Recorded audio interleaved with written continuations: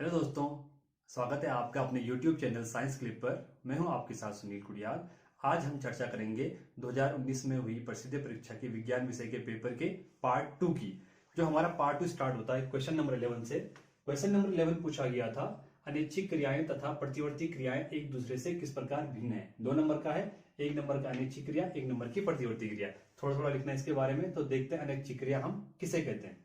ऐसी क्रियाएं जिन पर हमारा नियंत्रण नहीं होता है एवं वे बिना हमारी इच्छा के संपन्न होती है, अनैच्छिक क्रियाएं कहलाती है। एग्जाम्पल, भूख लगना, नींद आना, हृदय धड़कना, भोजन का पचना। ये सारी की सारी क्रियाएं हमारे शरीर में अपने आप घटित होती है, हमारा इस पे कोई कंट्रोल नहीं होता है। अब देखते हैं प्रतिवर्ती क्रिया क्या होती है।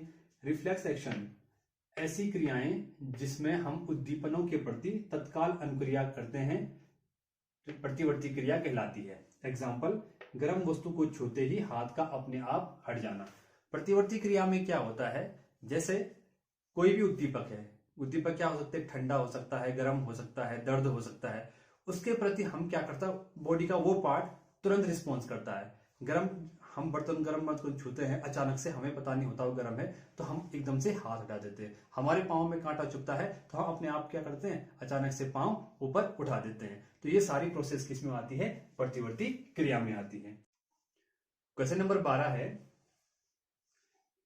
20 ओम प्रतिरोध की कोई विद्युत स्त्री 5 एम्पियर विद्युत धारा लेती है, 30 सेकंड में उत्पन्न ऊष्मा की गणना कीजिए।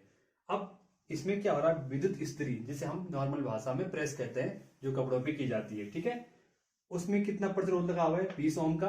विद्युत धारा उसमें कितनी बह रही है, 5 एम्पियर की बह रही है, ठीक है। और कितने समय तक बह रही है, 30 सेकंड तक बह रही है। तो 30 सेकंड में कितनी ऊष्मा जनरेट होगी वो हमें ज्ञात करना है। तो आपको पता है न्यूमेरिकल क्वेश्चन में हम सबसे पहले क्या करते हैं, जो वैल्यू दी गई है वो वैल्यू लिख लेते हैं। हमारे पास क्या दिया गया है, प्रतिरोध R कितना, 20 ओम, विद्युत धारा I 5 एम्पियर, समय 30 सेकंड। हमें ज्ञात क्या करनी, हीट, ऊष्मा ज्ञात करनी है। तो इसमें हमारा कौन सा फॉर्मूला अप्लाई होगा, तो जूल का तापन नियम का फॉर्मूला अप्लाई होगा। तो फॉर्मूला क्या था हमारा, heat H is equal to I square R T, यह फॉर्मूला है। अब हम वैल्यू यहां पे पुटअप कर देते हैं। आई की वैल्यू कितनी है, 5 स्क्वायर, गुणा आर की वैल्यू कितनी है, 20, गुणा समय कितना है, 30 सेकेंड। ऑलराइट। अब 5 का वर्ग कितना होता है, 25, गुणा 20 गुणा 30, ठीक है। अब हम 25 का करेंगे 20 से गुणा, 25 दूनी 50, H बराबर 50, और फिर ये जीरो बच गया था तो जीरो लगा देंगे, 500 गुणा 30। अब 500 गुणा 30 से करेंगे तो 5 3 15, कितने जीरो है, 1 2 3। तो आपका आंसर हो गया 15,000 जूल, ठीक है। इसको हम दूसरी फॉर्म में भी लिख सकते हैं। कैसे लिख सकते हैं, 15 गुणा 10 की पावर 3 जूल, या 1.5 गुणा 10 की पावर 4 जूल।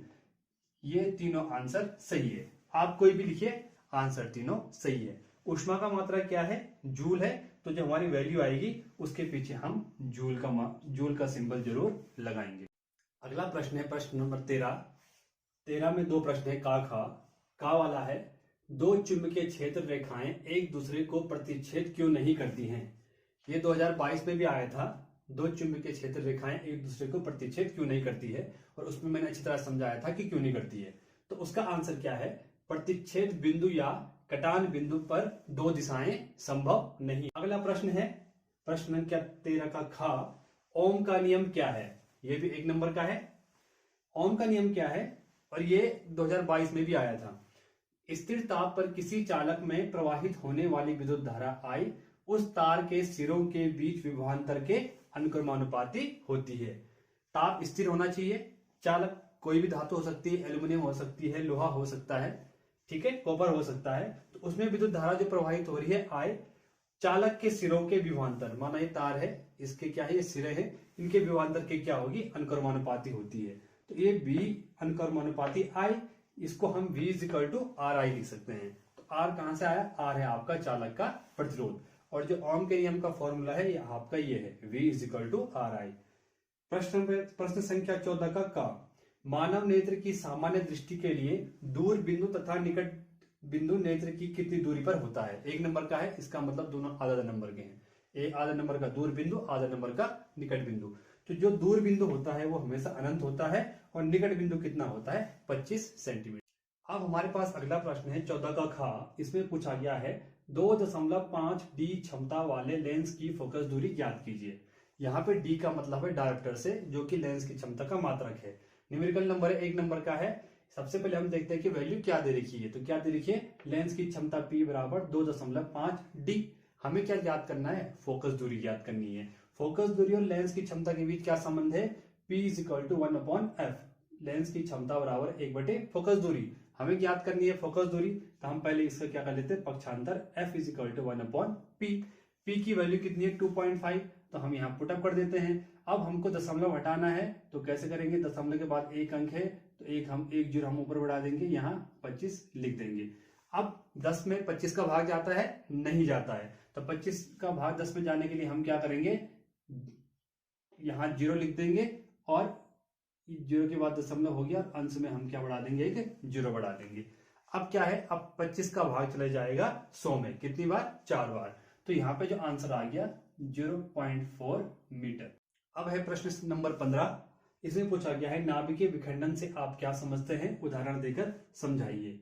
तो नाभिकीय विखंडन क्या होता है? वह प्रक्रिया जिसमें रेडियोधर्मी परमाणु जैसे यूरेनियम प्लूटोनियम का भारी नाभिक छोटे छोटे नाभिकों में टूटता है, नाभिकीय विखंडन कहलाता है। भारी नाभिक है वो किसमें टूट गया? छोटे छोटे में। कैसे टूटा? इसमें भारी नाभिक पर न्यूट्रॉनों से बमबारी की जाती है, जिससे वह टूट जाता है। इस प्रक्रिया में विशाल मात्रा में ऊर्जा निकलती है। एग्जाम्पल इसका जैसे यूरेनियम है, यूरेनियम 235 पर जब न्यूट्रॉन की बमबारी की जाती है, तो ये एक नाभिक था, भारी नाभिक था, ये टूट के कितने में आ गया? इसके 2 नाभिक बन गए, एक बेरियम का एक क्रिप्टॉन का बन गया। ठीक है, साथ में न्यूट्रॉन भी निकले और एनर्जी भी जनरेट हुई। तो ये सारी प्रोसेस क्या कहलाती है? नाभिकीय विखंडन कहलाती है।